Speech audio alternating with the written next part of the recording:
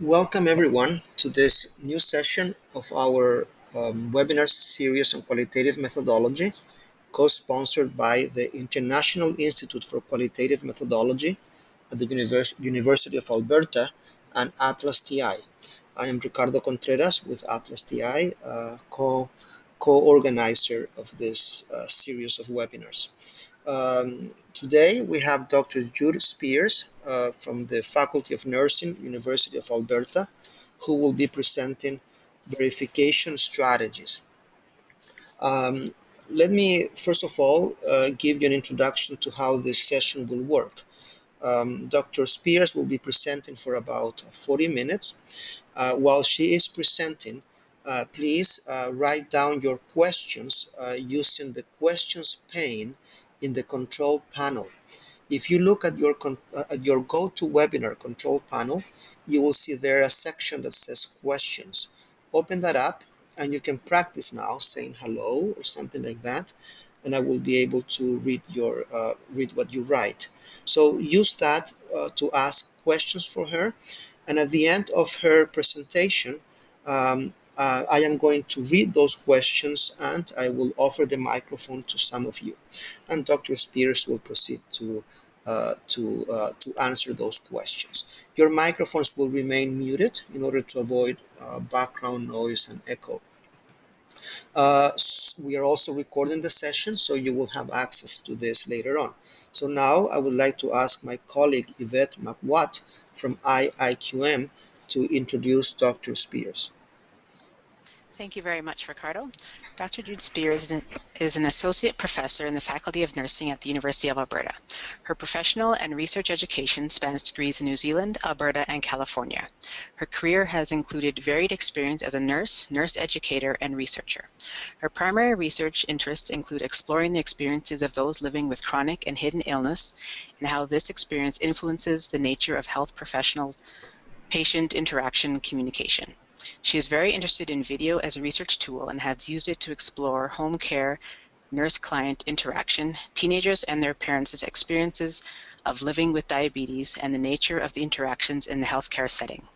She has also conducted research in exploring the work environment of clinical nurses and managers, as well as the experiences of students completing a problem-based learning education program. Jude, thank you very much for being here with us today. Thank you, Yvette. Jude, I will give you the control. So you are now in charge. Great. Thank you very much, everybody. Welcome. I am Jude Spiers. I am delighted to be able to talk with you this afternoon about something which has been a continuing interest for many years. What I am going to be speaking to is a model of rigor which is focused on how we can use built-in strategies within qualitative inquiry to build the reliability, validity, trustworthiness, credibility, and therefore rigor of our studies. I had the pleasure of a 3-year postdoc with Janice Morse in IIQM in the early 2000s, and had the opportunity to work with Jan and a lot of my colleagues on this article. This article was further development and explanation of the ideas first posed in Lynn Meadows and Jan Morse's chapter on constructing evidence within the qualitative project in the book, The Nature of Evidence in Qualitative Inquiry. Although it's an older book, it is a book well worth having in your qualitative library. I'll also acknowledge the closeness and contributions of Maria Mayan and Karen Olson, as well as Michael, on this paper. Karen and Maria both have books published that I think have also provide helpful illumination and verification strategies. So Maria Mayan is Essentials of Qualitative Inquiry, and Karen Olson in Essentials of Interviewing. Karen also has a forthcoming book by Sage, a handbook on qualitative health research for evidence-based practice, which looks at some of the methodological issues that we're going to be referring to here. Since this paper was published in 2002, it has been cited over 2,000 times at last check. And I want to speak to some of the ideas in the article. We do attempt to try to do a few things in the article, and I'm just going to be quite selective and focus on some of them, particularly the point, the usefulness and versatility of verification as an approach to supporting, checking and ensuring rigour in qualitative inquiry. So my agenda is this: to look a little bit at the problem of what do we call trustworthiness or credibility or rigour is huge, and we're only going to scratch the surface of it. It's around issues of what do we call it? Are they criteria, standards, are they guidelines or expectations? Do we use them within the research process or a post hoc evaluation? Then we will focus on verification, the argument underlying it, the goal of it, and then end up with some of the strategies that you could employ in your study. I want to start by using a quote by Steinbeck that Carlson refers to. Humans are the only kind of varmint that set their own traps and then habitually catch themselves in them. And this is something that qualitative researchers are constantly in danger of.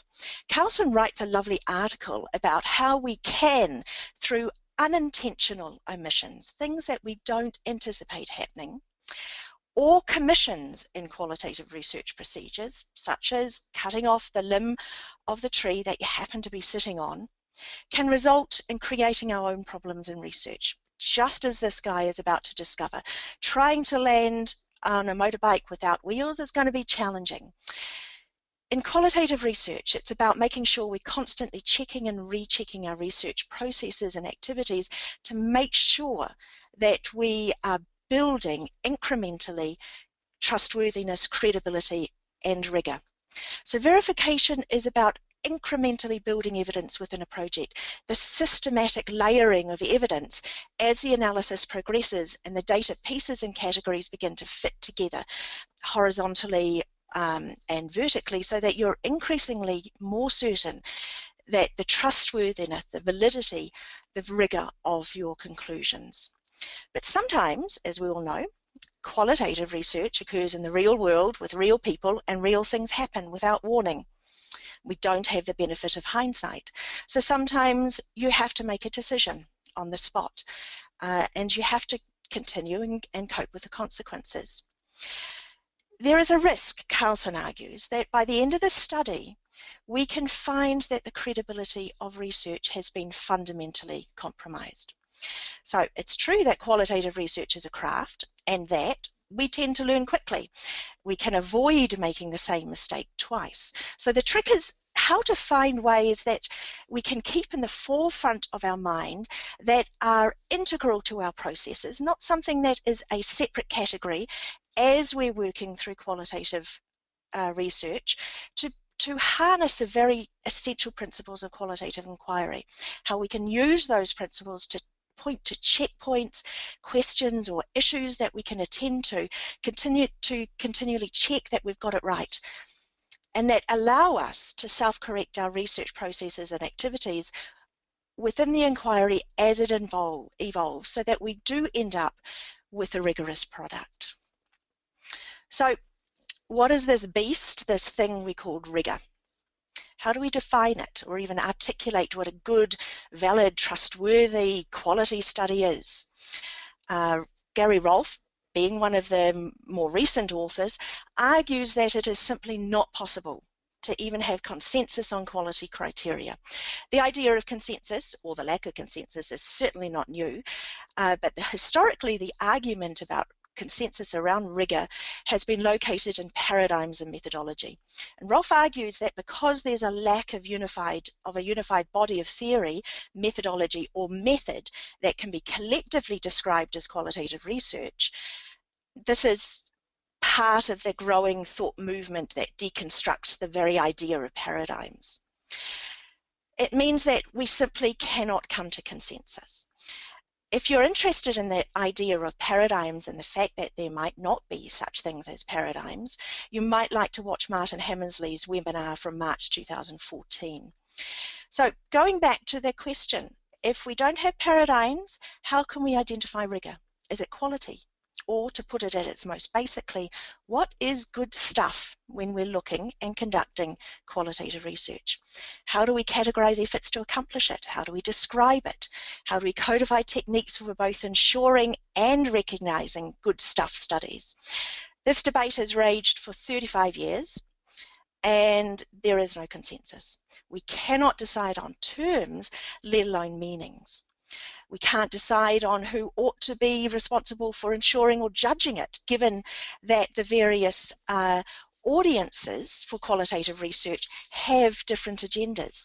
The researchers versus the primary users of your findings, or the funders of your inquiry, and last but not least, are the publication reviewers and editors. Nevertheless, we do all seem to agree that there is a need to some way to explain or evaluate how the researcher ensured that their work was good stuff and that they can be confident in their conclusions. So I think verification is a fairly pragmatic view, and I think this is why the verification article is attracting so much attention and is being used by a lot of researchers in order to structure their research. The question of why there is so diversity in so many positions can be debated forever. Is it about translation of terms from positivist frameworks, new terminology for completely separate paradigms, if such things exist? Is it process or outcome based? Do we need bridging concepts or paradigm specific criteria for broad methods or individual assessment? Individual criteria for individual methods? Is it about epistemic criteria or aesthetic or rhetorical considerations? Is it entirely semantic? I will warn you that there is considerable resistance to the core idea in this paper about using the constructs of reliability and validity. As a theoretical thinker, and as a registered nurse, I find this assumption that the constructs of reliability and validity are inescapably defined within the traditional quantitative or positivist view is quite odd. And Mark Ristjaw is somebody who writes quite eloquently about this. Concepts only have meaning within their particular theoretical contexts. So as a nurse, pain as a concept is of central concern in my clinical practice. Pain can be explained and defined within numerous theoretical contexts, whether they're neurological or pharmacological or psychological or cultural or spiritual contexts.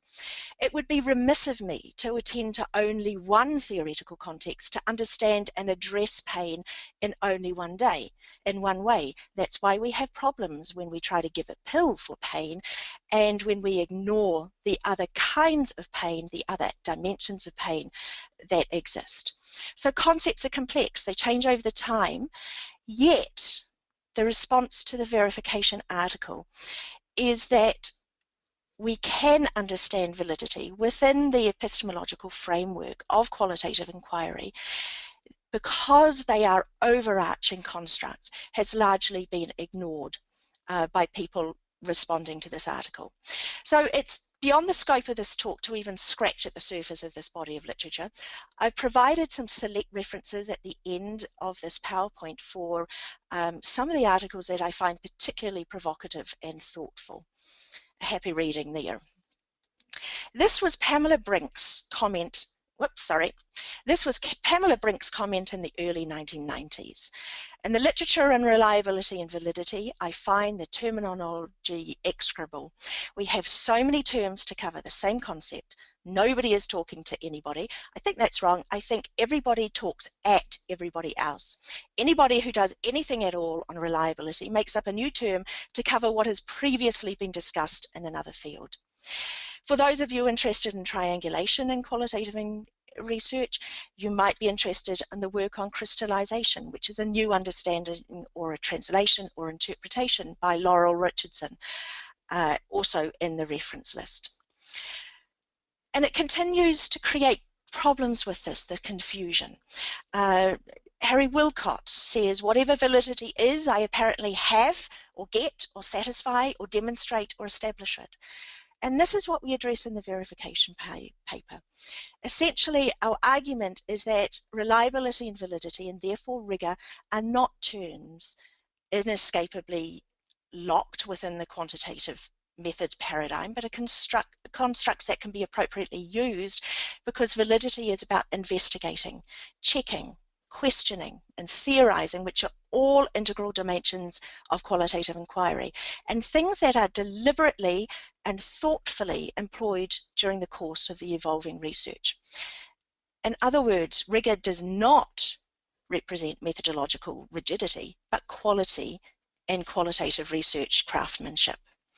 So our position is that rigor is essential because it's about the integrity, the competency, and the legitimacy of the qualitative research process. And that's applicable to all forms of research, because a common goal is to produce research that is plausible, credible, trustworthy, and therefore defensible. Let's get back to pragmatism. What practical problems did this huge debate about making and recognizing good stuff in qualitative inquiry cause?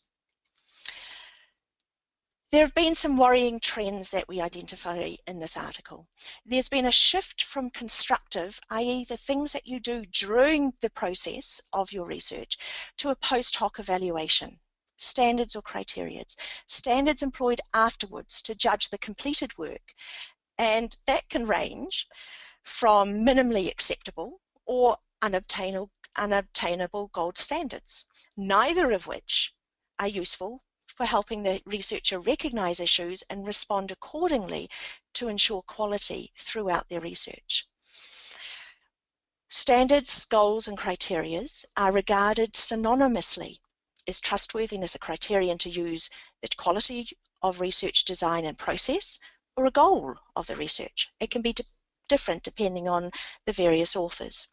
Standards external to the research process itself became more and more important, and the typical example of this is audit trails.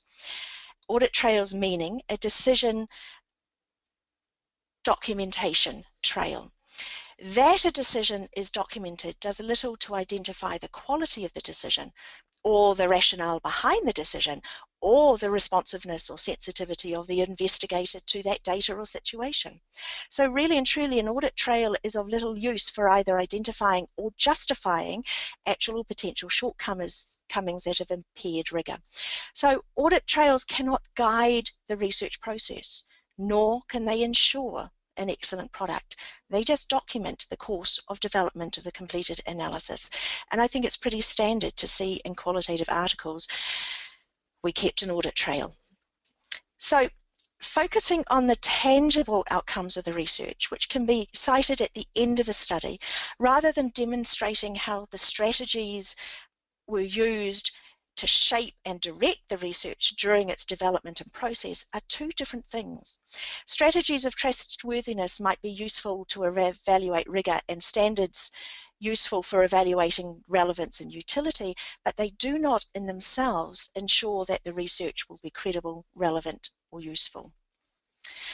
So we saw backstaging of strategies to ensure rigor during the research in favour of criteria and standards for evaluation of overall significance, relevant, impact, and utility.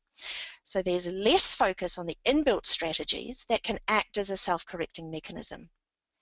So there's a de-emphasis of those key core principles of qualitative inquiry, the processes of verification, to catch serious threats before it's too late to do anything about them. So what are verification strategies? They are simply strategies that are used during the process of the inquiry that are inherently inbuilt to actively ensure reliability and validity, and thus rigor. So verification is a process of checking, confirming, making sure, and being certain over and over again. They're inbuilt. They enable you to stop and say, what's going on here? How is it impacting? Do I need to change what I'm doing? Do I need to change the strategies? Do I need to go back and check? And this helps prevent errors before they become so big or so locked into your developing analysis that they can subvert the analysis. They really do reflect the principles of qualitative inquiry. They're incremental and self-correcting as long as you're actively using them. They're not extra considerations that are external to the research process. So what are the iterative processes in qualitative research? They're how the research moves back and forth between the design and how it's panning out in reality. So it's the researchers monitoring that all of the research strategies fit well. There's congruence between the question, the sampling, the data collection activities, the data and the analysis. So within this movement of back and forth, verification strategies help indicate when the researcher can be confident everything's okay and it's okay to continue, or when there's a need to stop or to modify what they're doing or how they're doing it in order to ensure that the focus is maintained and that the conceptual work of analysis and interpretation is appropriate. This all contributes incrementally to rigor. So most of these strategies should not be new to you. What we've tried to do in this paper is not to focus on how to do it, but the why, how it fits into the analytic work of the researcher. So it's the underlying reasoning underlying these strategies that lead to their effectiveness. So in other words, there are many research decisions that can underlie sample selection, but it's the analytical thinking that says, how do I actively seek and address developing variation in my analysis? How do I go about checking out my hunches and emerging ideas? How do I start to build ideas that I know I'm confident in? So it's about researcher responsiveness. It's about your creativity, sensitivity, flexibility and skill in monitoring, checking, imagining and changing when necessary. So where can we easily see this? Let's start with method. I have a colleague who worked with people living with eating disorders, and she happened to be trained as a grounded theorist. This was, she thought, her natural home. But so much of her analysis became uncomfortable because it didn't seem to be very useful or credible or even right to decontextualize her data through categorization in a search for her core variable or basic psychological process. Because her people told her stories and it was hard for her to break them up. So in this kind of situation, she needed to change her method to narrative. So as you continue in your analysis, it's playing with ideas, explanations, interpretations, raising questions and conjectures that lead to concrete decisions about what you're doing. For example, it's your analysis that should determine future participant recruitment. Your analytic categorization and saturation will include strategies to ensure replication and confirmation. I think that these ideas perhaps are some of the hardest for novice researchers. It's how to keep in mind that critical awareness and the questions you need to be asking about whether or not your categorization scheme actually holds and can be kept or is really thin and muddled. Doesn't need to be modified or changed. So researcher responsiveness is about asking questions about what you're doing, what you're thinking, what you're assuming, in order to remain open, sensitive, and in order to have insight and willingness to change what you're doing, to give up favorite strategies that you've either planned or that you prefer, to give up favorite ideas that grabbed you initially but really are poorly supported. It's the lack of investigator responsiveness that presents the hidden threat to validity. And it's something that is poorly picked up using post hoc standards. What interferes with investigator responsiveness is often being a novice, so lack of knowledge and experience, following the recipe of the method in the book, following the instructions rather than listening to data, allowing time and resources to dictate what happens. In terms of ways of thinking, it's perhaps an ability to abstract, synthesize, or move beyond the technicalities of data coding. It's about insecurities, about moving from descriptive or topic coding to analytic coding. It's about inability to play with ideas, work with concepts and categories rather than with individual data. We probably all recognize the risk of working deductively either implicitly or explicitly, from previously held assumptions or a theoretical framework. So your reliance or assumption of these frameworks can lessen your ability to be responsive. And that's what verification strategies really helps researchers to think about. So as you go forward in your research, the verification strategies are there to ensure the reliability and validity of your data, so it will incrementally contribute towards the trustworthiness and the credibility and your confidence in your conclusions. You can find lots of how-to instructions and ideas of implementing these strategies. Remember I mentioned the Nature of Qualitative Evidence book by Morse, Olson and Spiers? That's a really good place to start. It has a really good discussion of the variations and choices you have. What I want to focus more on is the thinking underlying these 5 verification strategies. Okay, so the interdependence of qualitative research demands that the question matches the method, and in turn that matches the data and the analytic procedures. So it's about ensuring your ontological and epistemological viewpoints, your theoretical perspectives, the method you choose, your research question and data source and data type choices all fit together. And we can't ever forget that as the research unfolds, this is not a linear process, and it certainly may not evolve as planned in our proposals and ethics applications. So it's about thinking about when the data are demanding to be treated differently, so that the question might have to be changed or the methods modified. It's not unusual in my experience to see students in particular stunned at the thought that the guiding research question actually needs to evolve as they learn more throughout their study. Another example is that the way you're sampling might have to change. You might have to modify it, change it slightly, or change strategies altogether in order to get the kind of sample characteristics and sample data that you need. So how do you decide? Of course, it depends on your analytic goals. It depends on your determination of how your methods fit with this. If you're interested in exploring social processes, you need to question yourself. Will snapshot observations or one-off interviews reveal a process? If your sampling plan does not work and you're not getting the necessary data, then you need to rethink what you're doing. Perhaps data collection is most vulnerable here when decisions are made based on convenience, time or cost, rather than on how the data contributes to working towards your goal. So researchers favouring generic qualitative methods tend to have a little bit more difficulty with adherence to assumptions, to these kinds of methodological coherence assumptions, because the values are based on transparency and then selection of strategies to meet those epistemological, ontological, theoretical standpoint perspectives.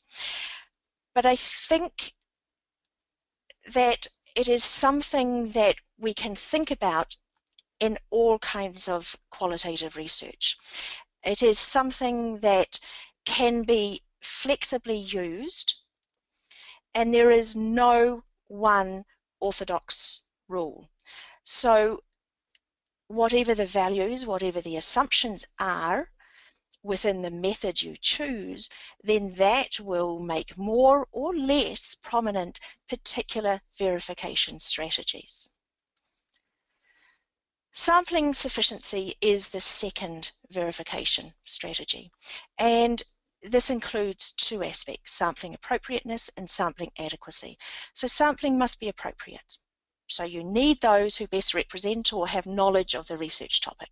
So it's selecting those who will give you optimal data quality, and taking into account when quality is an issue, you might need more, or you might need slightly different. So in my current study, I'm looking at clinical decision making and the context of decision making and decisions to transfer nursing home residents to the emergency room. We decided to talk to healthcare aides because they are most frequently in contact with residents, and yet the interviews are producing very poor data.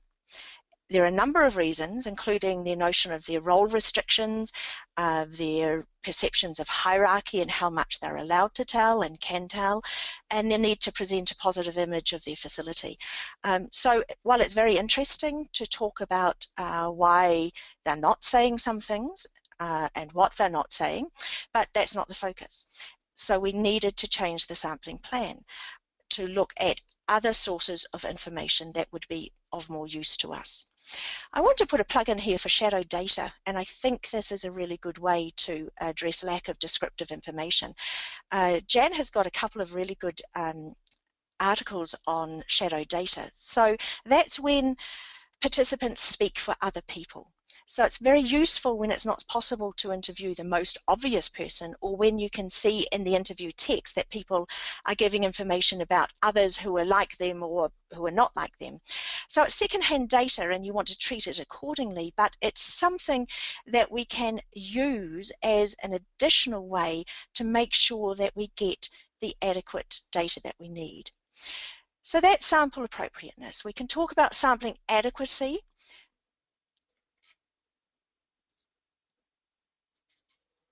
My slides have just frozen there. Sorry about that. We can understand sampling adequacy through saturation and replication. It's confirmation that you have sufficient data to account for all aspects of your phenomenon.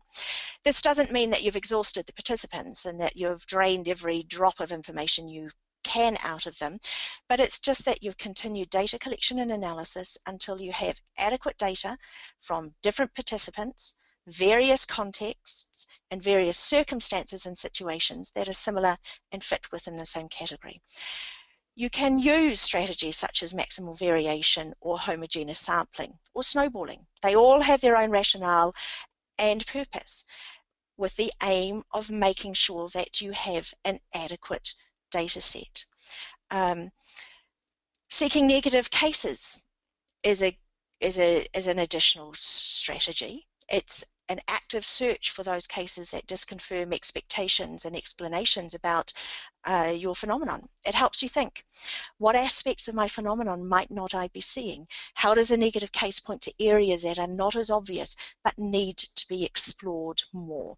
So those are just a couple of examples, but it grows as you go through your study. You're always thinking about, who have I been recruiting so far? I recruited based on what I thought I knew about the setting, about some of the constraints. As I go through, what is it I need to talk to people about more? What kind of different information do I need? What kind of source, what kind of sample am I going to get that from? The third strategy is that interrelationship between sampling, data collection, and analysis. So it's no surprise that actively attending to that iterative cycle and relationship is a fundamental principle of qualitative inquiry. It is the interaction between what you know and what you need to know. It is well-paced and there is synchrony between data collection and analysis. You ask analytic questions of the data and you actively sort data. You actively analyze the data. You see ideas. I don't think themes or categories emerge. The more questions arise as you do this active analysis. As they arise, you check them out as you continue further data collection. So step by step, you seek saturation. You obtain data confirming pieces that you've previously corrected, or that point you to new areas of data collection. You focus on categories that you think are full or inadequate until they're also saturated, or you let them go. So pacing is key. It's so easy to become enthusiastic or bound by worry that a potential participant might change their mind about being in your study, that I think there's a tendency to plunge into interviews that then pile up without analysis. That phrase, I've collected all my data, now I just have to analyze it, which is what Mayan talks about in her book, is a red flag for compromised rigor. In the same way, for example, interview questions must also evolve to deliberately focus on aspects that are not as well developed in your analysis. So this is the reasoning behind it, and you're going to find lots and lots of strategies that will help you in terms of refining your directions and things that you do to collect and analyze your data. Thinking theoretically, I think, is a key one. Thinking theoretically, I like to call playing with ideas. It is about going in and out of your study and taking a step back and thinking what you're doing. It's about inching forward, identifying interesting things in your data, reconfirming ideas as you collect more data, seeing as new ideas arise, follow those, verify them. It's not making cognitive leaps based on the first few interviews, but constantly checking and rechecking. So it's finding ways to bring to awareness your assumptions and beliefs that blind you to the data or make you assume that you know what participants are talking about. And I learned this the hard way. It is when I started doing qualitative research, I explored what it was like to become a celiac. I happen to be celiac or gluten intolerant. So every time I interviewed somebody, the notion of cheating would come up. And I just took it for granted because as a celiac, I assumed I knew what they were talking about. So I didn't pay particular attention to it. But it was the opportunity to share what I was thinking, to ask for feedback, to be open to feedback about what I was thinking, that somebody stood up and challenged me and said maybe I was making some assumptions about the nature of cheating. I needed to go back and check these out, and indeed my understanding was pretty much transformed as I thought to ask about what does cheating mean to you? It means different things to different people. I think thinking with concepts is also a key tool. I find that people are very comfortable doing data analysis using labels that are very descriptive or topical, that are very close to the data, and that might be fine in some particular methods. There can be difficulty, however, when you're moving from descriptive coding to thinking with concepts, which is about categorization. Concepts are theoretical ideas.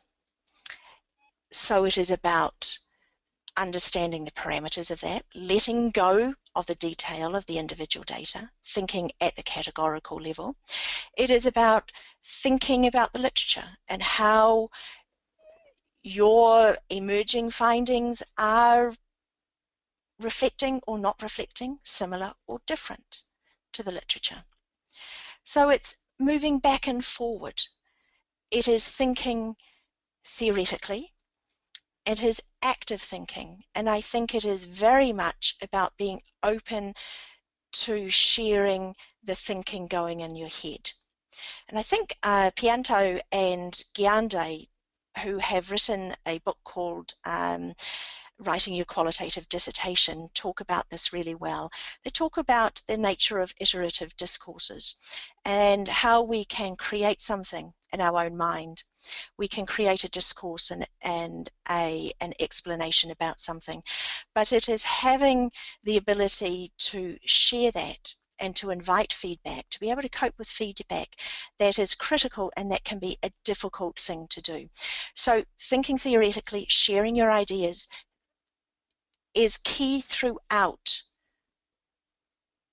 the qualitative inquiry, because that's going to give you checkpoints to say, do I need to rethink this? Have I made a cognitive leap?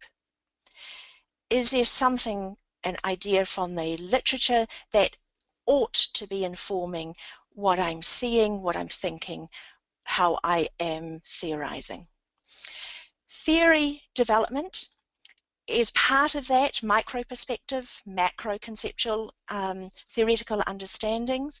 Theory can develop as an outcome of the research process. It doesn't have to in many qualitative methods, but we want it to be used as a way, as a tool perhaps. It's not something that is used rigidly. It's not just something that is used to move the analysis along. It has a point. Theory is not going to be perfect. It can be used as a template to compare. It can be used to say, you know what, there needs to be further development of the theory. So again, it's intelligent, critical, and thoughtful approach to theory development. There are lots of other strategies that you can investigate, you can employ depending on your methodological assumptions. Prolonged engagement perhaps is very important in some methods because it will help you avoid interpretations based on limited contact. So in a lot of the research I do, it's being engaged, immersed in the situation for long enough to get beyond what I call the public face, the view that people want to present to a visitor, so that you can see the difference between what is routine, what is common, and what really is unusual. Participant checks, where you verify developing interpretations, hunches, and hypotheses with participants. Be careful with participant checks if the analytic goal is high level of abstraction and synthesis with the literature. So this is some of the debate around member checking that Carlson talks about, and that Jan has also got some excellent articles on. The more abstract, the higher the level of the analysis, the less participants may be able to recognize their own individual stories in your emerging theory or representation. So think about it critically. Participant checks can be very useful early in the research process. So I will often say, we've heard that, or it seems that in something that's coming up more and more or seems to be important is this. Does it make sense to you? Does it resonate to you, for you? If not, how not? It can give you some ideas as to the limits and boundaries of your understanding and where you need to go next.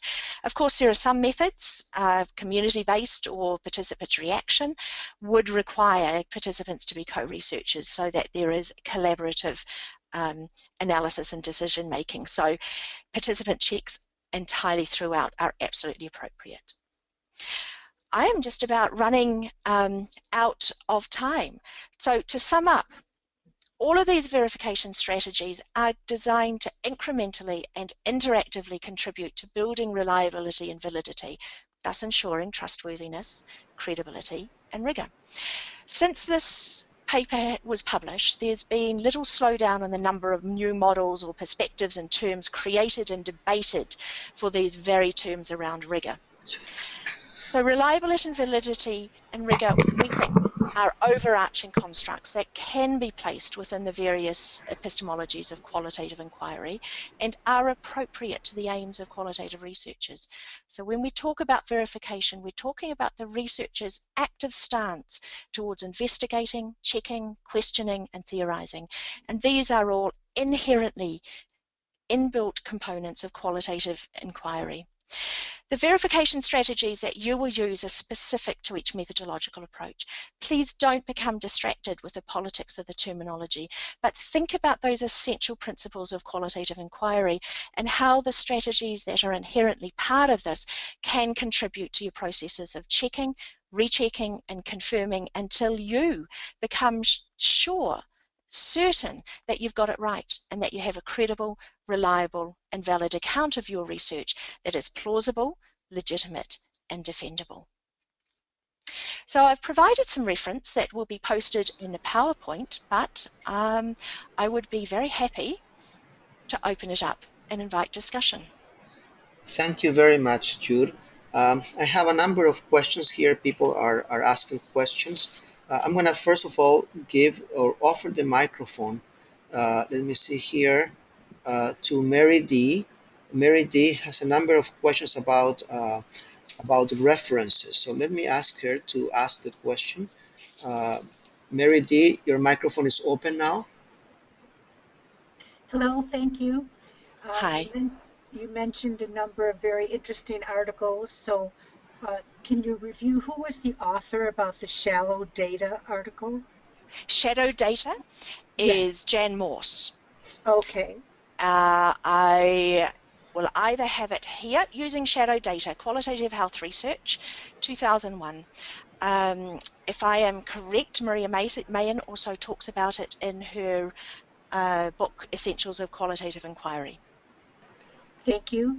And then you mentioned another comment. Someone said, I've collected my data. Now I have to analyze it. Yep. Who was the author for that? It is cited by Maria Mayan in her Essentials of Qualitative Inquiry.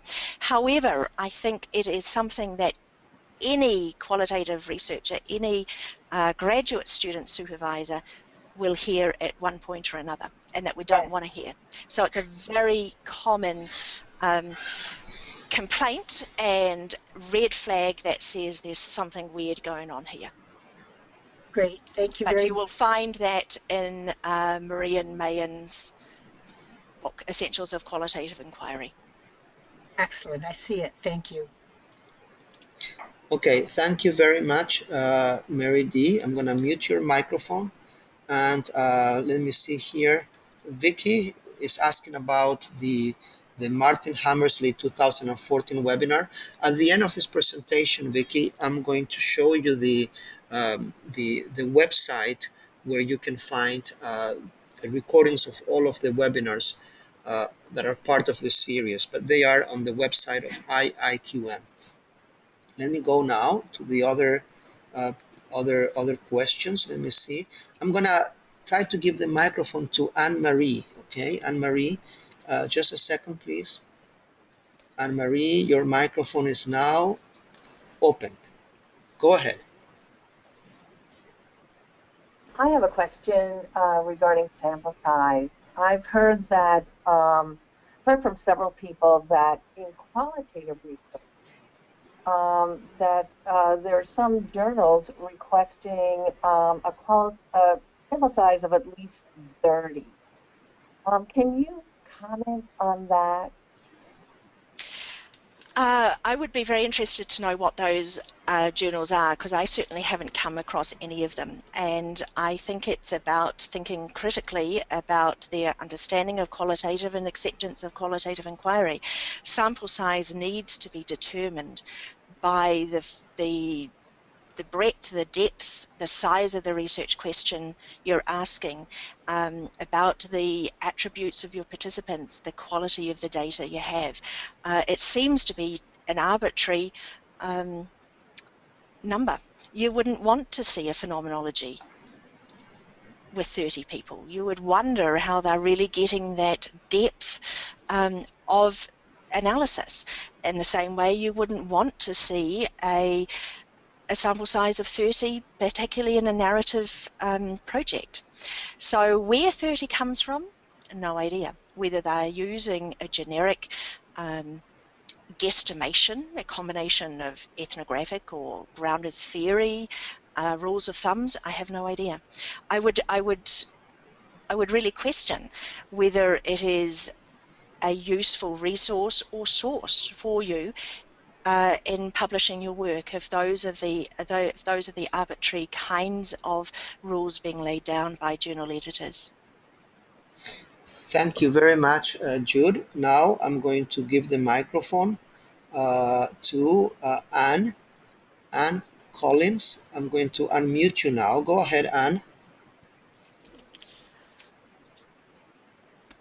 Hi. Hi, I'd got a question about how you juggle or balance the need to be able to change the protocol as you go along, with ethics committees asking for really quite fixed protocol. Yep, absolutely. So I have two suggestions here. One is contingency planning. And I think it really helps to work with somebody who is very experienced, either in the method or the population or in the phenomenon that you're working with. And it's sitting down and brainstorming. what could happen in this kind of research? What has happened in similar kinds of research that you've seen in the literature?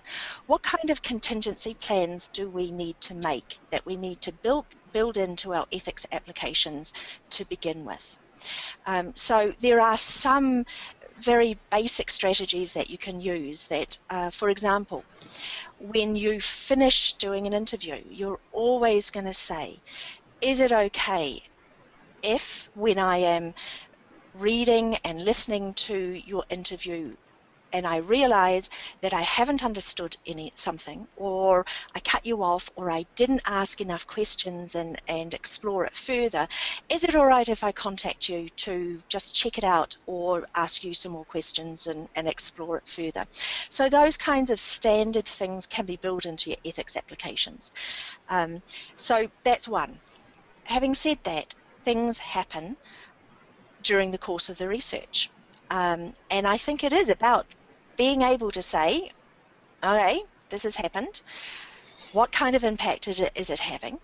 Does it mean I have to change my focus? Can I accommodate it using strategies that don't require ethics, or do I really need to do an ethics amendment?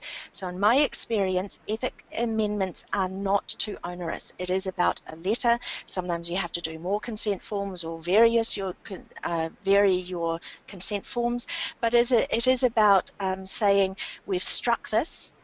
We believe it is influencing our analysis and our ability to reach our analytic goal in this particular way. We believe that changing track, employing a different strategy will help us progress in our research. And I've never had a problem with that. But it does mean that you do need the time. But perhaps before that, before you need the time, you need the awareness and the sensitivity to say that sometimes what you planned with the best of intentions won't work for whatever reason. Okay, thank you. Thank you, Jude. Now we have another question. This time comes from Janice Morse. So hello, Jan. We welcome Janice to this presentation. And I'm going to open your microphones. Your microphone, Janice. Go ahead. Thank you. Nice work, Jude, but I was waiting for a joke. Ah, well, you'll have to wait a little bit later. It's not written on my PowerPoint, so I'll have to think of one up and email one to you. Okay, that's the deal. You have to broadcast it to everyone, otherwise it's not fair. Can you see my question there? No, I don't. I don't see it. Can you, as a reader, tell if a study is rigorous? Well, that's the question, isn't it? That how do you see that? And there's equal argument as to whether verification is something that is judged afterwards, is whether it is talking about various phases of verification to validity to or validation. I think that you can. I think that it is not seen in statements such as data replication was achieved or an audit trail was kept. It comes in the richness of the description. It comes in examples that show how the research question evolved. It comes in examples of talking about how negative cases were regarded or sought. It comes in the richness of and the comprehensiveness of the analysis.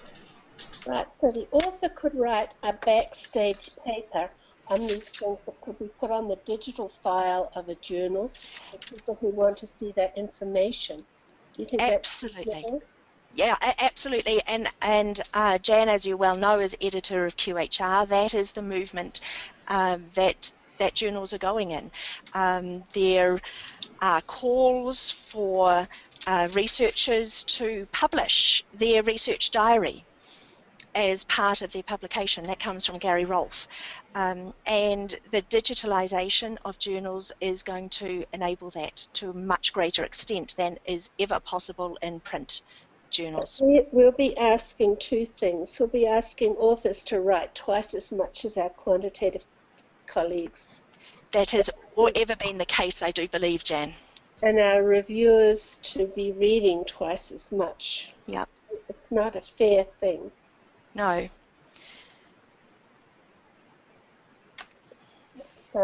It's a very tricky thing. I think part of it, I think when you get expert researchers have the ability to craft the research report, so these kinds of things jump out at you. But I don't think that is the case for all researchers when they're writing. So I think these additional pieces of information might help in those cases. Okay. Sorry. Oh, no, please go ahead, Janice. Please go ahead. Instead of the reviewer having a checklist, we could give a checklist to the author. That would make it faster.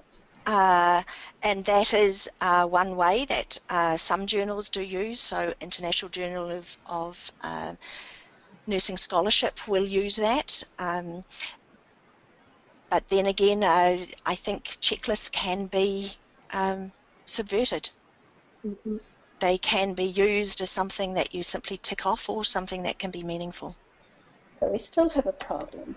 We are always going to have a problem, Jan, but it's a matter of persuading the mindset to think about these things, engage in these ideas and work out what they can do to actively promote and ensure the rigor of their research. Mm-hmm. I think presentation is a different issue. By presentation, you mean how it's written? Publication, how it's written, yeah. Thank you, Jude. Okay. Thank you very much, Janice. And I'm going to now give the microphone to Beverly. Beverly, you have a question, and I will ask you if you could say it out loud. Beverly, go ahead. Yes, thank you. I think my question's already been answered. Mine was about the implications and challenges for ethical approval processes when you've got such a fluid, iterative and evolving approach. So thank you. I think you've already addressed that. Yeah, I think one thing I'd like to see, you can often see protocols written and published in journals, and it would be very interesting to see the revised protocol that actually occurred. I think if you're interested in that, thinking about how you could write a particular manuscript that really does detail how it evolves over time, that might be a complement to some of your results-focused articles. Thank you very much. Now, we have one last question, and I would like to ask you to answer it very, very, in very few words, and it's Gail. Let me give the microphone to Gail. We only have 2 minutes, so I will unmute you. Gail, go ahead. Thank you very much. Thanks so much, Jude, for a great presentation. I'm just wondering if you could highlight the absolute must-read articles in that I'm preparing a course for early graduate students on qualitative research, and it would be a help. I think that some of the ones that I've got there are very useful. Depending on your perspective, I really do find Janice Morse's ideas, whether they're in editorials or in their short methodological articles, are ultimately practical. She has a way of explaining it in such practical ways that it makes sense to people. That's where I would go. Thank you very much. Okay, great. Thank you very much. Now I want to thank you for Jude for presenting today, and I hope that everybody found this presentation interesting as I did. And now I will give the microphone to Yvette, and then I will say a few last words. So Yvette, let me give you the microphone. Go ahead. Thanks, Ricardo, and thanks, Jude. That was great.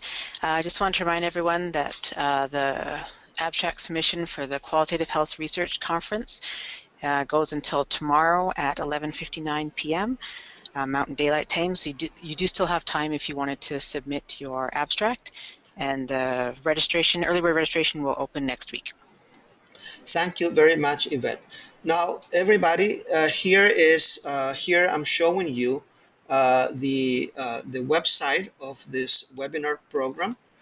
It's on the on the IIQM website.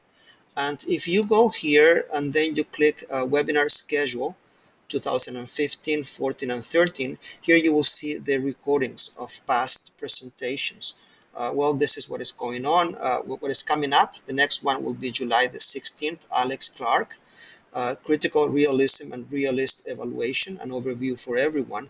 But if we look at presentations from the past, webinar schedule 2014, here you will see the recordings, and someone asked about Martin Hammersley's presentation, and here it is. Okay, the PowerPoint as well as the YouTube video recording.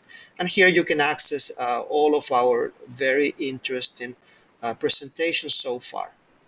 So thank you, Jude, for your presentation. Thank you, all of you, for coming. Thank you, Yvette, as well. And please keep on coming to these presentations. This series is successful because of your support. Thank you, all of you. Goodbye.